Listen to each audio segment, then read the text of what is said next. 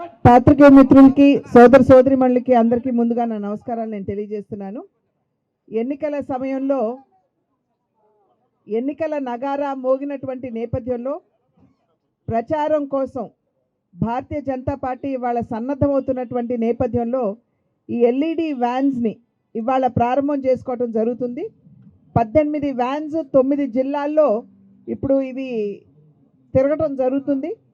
సాధారణంగా ప్రతి పార్టీ కూడా ఈ ఎన్నికల నేపథ్యంలో ఒక మేనిఫెస్టో తోటి ముందుకు రావడం జరుగుతుంది.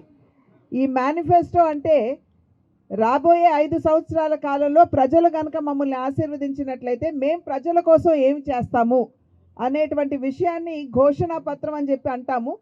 దాని మాధ్యమంగా మనం ప్రజలకి తెలియజేసేటువంటి విషయం.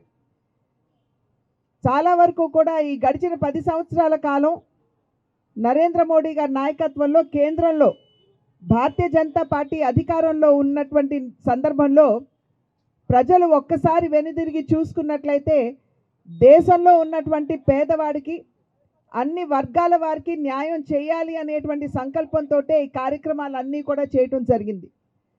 అయితే ఈసారి ఖచ్చితంగా దేశవ్యాప్తంగా 1 కోటి మంది దగ్గర నుండి అభిప్రాయ సేకరణ జరగాలి అని చెప్పి భారతీయ జనతా పార్టీ నిర్ణయించడం జరిగింది. అంటే ప్రజాస్వామ్య పద్ధతిలో ప్రజల దగ్గర నుండి వారు ఎదుర్కొనేటువంటి ఇబ్బందులు ఏమిటి, ఏ సమస్యలకి వారు పరిష్కారాలు కావాలి అని చెప్పి ఆకాంక్షిస్తున్నారు అనేటువంటి విషయానికి పెద్దపీట వేసి దేశవ్యాప్తంగా కూడా ఈ అభిప్రాయ సేకరణ అనేది జరుగుతుంది.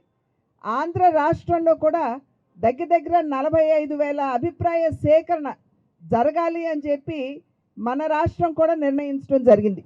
ఆ సందర్భంలోనే ఈ 19 వ్యాన్లు కూడా ఇక్కడికి రావడం జరిగింది. 9 జిల్లాలకు కూడా ఇవాళ ఫ్లాగ్ ఆఫ్ చేసి పంపిస్తాం. ఆ తర్వాత మిగిలిన వ్యాన్లు కూడా వస్తాయి.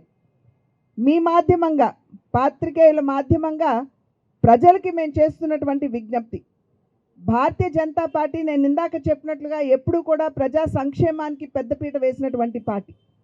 భారతీయ జనతా పార్టీ మూల సిద్ధాంతం కూడా అంత్యోదయ, అంటే సమాజంలో అట్టడుగునున్నటువంటి వారికి సైతం సంక్షేమాన్ని అందిస్తూ ముందుకు వెళుతూ దేశ సర్వతోముఖాభివృద్ధిని సాధించాలి అనేటువంటి లక్ష్యం. కనుక ఈ వ్యాన్లు మీ ప్రాంతాలకు వచ్చినప్పుడు 2 బాక్సులు ఉంటాయి. దాంట్లో ఒక బాక్సులో మీరు కేంద్రం నుండి ఏం ఆకాంక్షిస్తున్నారు అనేటువంటి విషయాన్ని కేంద్రానికి సంబంధించినటువంటి బాక్సులో వేస్తే, రాష్ట్రం నుండి మీరు రాష్ట్ర భారతీయ జనతా పార్టీ నుండి ఏం ఆకాంక్షిస్తున్నారు అనేటువంటి విషయాన్ని 2వ బాక్సు అంటే రాష్ట్రానికి సంబంధించినటువంటి బాక్స్లో వేసినట్లయితే మేము ఖచ్చితంగా ఆ అభిప్రాయాలన్నీ కూడా మేము సేకరించి వాటిని విశ్లేషించుకుని మా మేనిఫెస్టోలో కూడా మేము పెట్టుకునేటువంటి అవకాశం ఉంటుంది అని చెప్పి మీ మాధ్యమంగా ప్రజలకు తెలియజేస్తున్నాం. ఇప్పటికే మేము ఒక మేనిఫెస్టో కమిటీని వేసుకున్నాం. వివిధ వర్గాలు ఏదైతే అంటే వ్యవసాయం కావచ్చు, పరిశ్రమకు సంబంధించినటువంటి విషయాలు కావచ్చు, యువత కావచ్చు, మహిళలు కావచ్చు, పేదవాడు కావచ్చు, మధ్యతరగతి వారు కావచ్చు, వారి ఆ వర్గాలతో మాట్లాడి వారి నుండి అభిప్రాయ సేకరణ చేసి మేనిఫెస్టో కమిటీని ఇప్పటికే మేము పొందుపరిచాం. వారు ఈ వర్గాలందరితోటి మాట్లాడుతున్నారు. ఆ మాటలు జరుగుతున్నాయి. రేపు ఎల్లుండిలో మేము మళ్ళీ ఒక ఫైనల్ మీటింగ్ మేనిఫెస్టో కమిటీ మేము చేసుకోబోతున్నాం.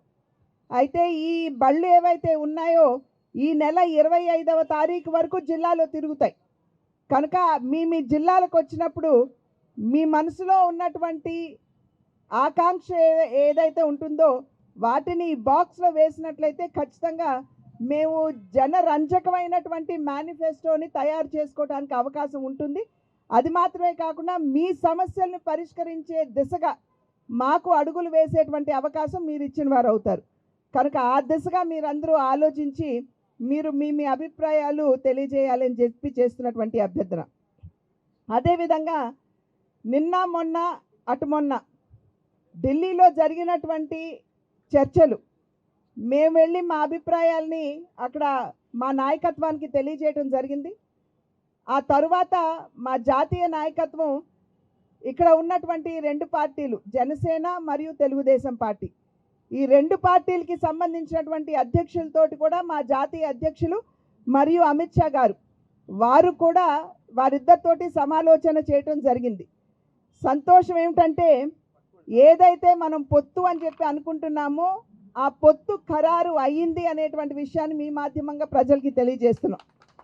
అయితే సీట్లకు వచ్చేటప్పటికి ఎన్ని సీట్లు, ఏ సీటు అనేది ఇవాళ రేపట్లో ఖరారు అయ్యేటువంటి అవకాశం ఉంటుంది.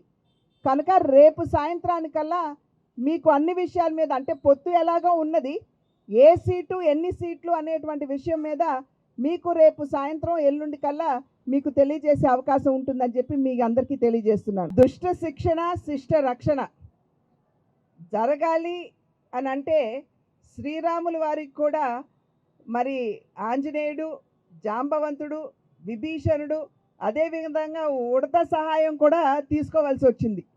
ఇవాళ రాష్ట్రంలో కూడా అదే పరిస్థితి ఉంది. దుష్ట శిక్షణ జరగాలి, శిష్ట రక్షణ జరగాలి.